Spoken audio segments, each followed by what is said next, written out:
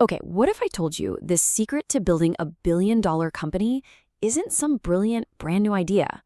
What if it's just copying? That's what we're going to do today. We're diving deep into the Y Combinator playbook, using their own data to figure out the business models and pricing tricks that the best startups use to absolutely crush it. You see this all the time, right? A founder builds a great product, they even get some users, but then nothing. The business just stalls out. It's totally stagnant. Growth is flatlined. Investors are saying no thanks. And you're just left scratching your head, wondering what went wrong. It's got to be one of the most frustrating feelings in the world. Well, the answer is actually surprisingly simple. And it's really the whole point of what we're talking about today. The problem? It's usually not the product. It's the business model. See, the secret to hitting it big isn't about inventing some crazy new way to make money. It's about picking a model that's already been proven to work and then just executing the heck out of it. The mantra is simple, and you should remember this. Innovate on the product, but copy the business model. All right, so here's the game plan. First, we're going to look at the 3 business models that just completely dominate the startup world. Then, we'll zoom in even further and uncover the secrets of the absolute top 10 unicorns. After that, we'll get super practical with 5 rules for pricing your product. And to wrap it all up, we've got an incredible story of a company that went from charging $0 to a $3 billion buyout. So, the big question is, which models actually work? The cool thing is, we don't have to guess. We're going to dive straight into the data from Y Combinator's top 100 most valuable companies.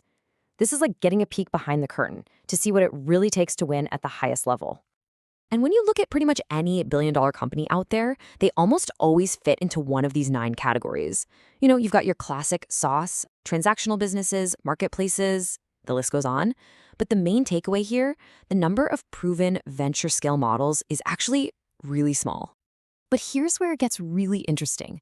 When you actually analyze that list, a super clear pattern pops out. Things narrow down, like a lot. Software as a service, or SaaS, makes up 31%. Transactional models, that's 22%. And marketplaces are 14%. So get this, just 3 models, free, are responsible for 2/3 of the most valuable companies to ever come out of YC. That's not a coincidence. That is a massive signal. Okay, but hold on, because it gets even crazier. In the startup world, there's this thing called a power law. Basically, it means the winners don't just win by a little bit, they win by an insane amount. We're talking orders of magnitude bigger than everyone else. So let's zoom in on the true giants of the list, the top 10. So just how extreme is this? Check this out. A full 50%, half, of the entire value of the top 100 companies comes from just the top 10. I mean, think about that for a second. Half the value from just 10% of the companies. That's nuts. So the million-dollar question, or billion-dollar question really, is what are they doing that's so different? And here it is. This is the answer. Look at how that top 10 is built. 5 of them, 5, are marketplaces. We're talking about companies like Airbnb and DoorDash. Another 3 are transactional businesses. Stripe, Coinbase. Now remember, SaaS was the most common model in the top 100 overall. But when you look at the absolute peak, it's all about marketplaces and transactional models. They completely dominate. So, why do marketplaces win so big? Well, it all boils down to one incredibly powerful idea: network effects. Think about it. Every new host that joins Airbnb makes the platform better for all the travelers. Every new restaurant on DoorDash makes it more valuable for every single customer. It creates this amazing feedback loop, a winner-take-all situation that becomes almost impossible for a competitor to challenge. And what about those transactional businesses? Well, their secret is all about being right in the middle of the money. Think about a company like Stripe. They're not just some tool a business uses, they're the actual pipes, the infrastructure that lets the money flow. And when you're that essential, it's pretty easy to take a tiny piece of every transaction. Plus, it's a huge pain for your customers to even think about switching away. It's also super telling to look at what's not on this list. You won't find any consulting agencies or service businesses in the top 100. And why is that? Simple. They scale with people, not with software. That means you're stuck with one-off projects, not recurring revenue. You have lower margins, and there's a hard limit on how fast you can grow. VCs are hunting for businesses that can scale to the moon, and that means scaling with code, not headcount. All right, so let's say you've picked your proven business model. Awesome. but that's only half the battle. Now we got to talk about the other half of the equation, pricing. And here's the key mindset shift you need to make. Your price isn't just a number on a website. It's one of the most powerful tools you have for learning what your customers actually care about and how much value you're really creating. So YC's advice on pricing really comes down to 5 simple rules, and it all kicks off with the most important one, the one you absolutely cannot skip. You have to charge for your product. I know, so many founders are just terrified of asking for money, but charging isn't just about making a buck. It's the single best test to see if you've built something that people genuinely value. Okay, rule number 2, price on value, not on your costs. This little formula here is everything. Think of it like this.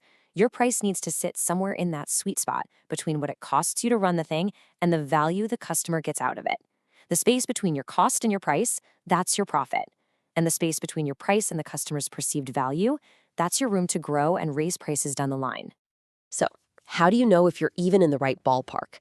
I love this quote. It's just perfect. The ideal price is when customers complain a little, but they still pay. Think about that. If you tell someone your price and they immediately say, "Yes, deal," you're probably too cheap. That sweet spot is when they pause, maybe they push back a bit, but the value is so obviously there that they pay anyway. That little bit of friction, that's actually a really good sign. And that brings us right to rule number 3, which is that most startups are just flat out undercharging. A low price feels like a good idea, but it's not a real advantage. In fact, it can seriously backfire. It can signal to customers that your product is kind of cheap or not that valuable, maybe even untrustworthy. A higher price, on the other hand, signals confidence. It says, this is a quality product. And, super importantly, it gives you the money you need to grow faster than your competition. Okay, to really see how all these rules work in the real world, I want to tell you a story that just ties everything together perfectly. This is the story of Segment, a YC company, and their wild journey from charging basically nothing to getting bought for over $3 billion. So the founders of Segment were engineers. And like a lot of engineers, they weren't really used to paying for software. So they just kind of assumed nobody would want to pay for their software either. So naturally, they started by giving it away for free. But then, investors came knocking and they needed to show some revenue. So they very reluctantly decided, okay, I guess we have to charge something. And what was that first price? A super timid $10 a month. They were absolutely terrified that their users were going to freak out and leave. But what happened was the complete opposite of what they expected. Customers literally wrote back to them shocked at how low the price was.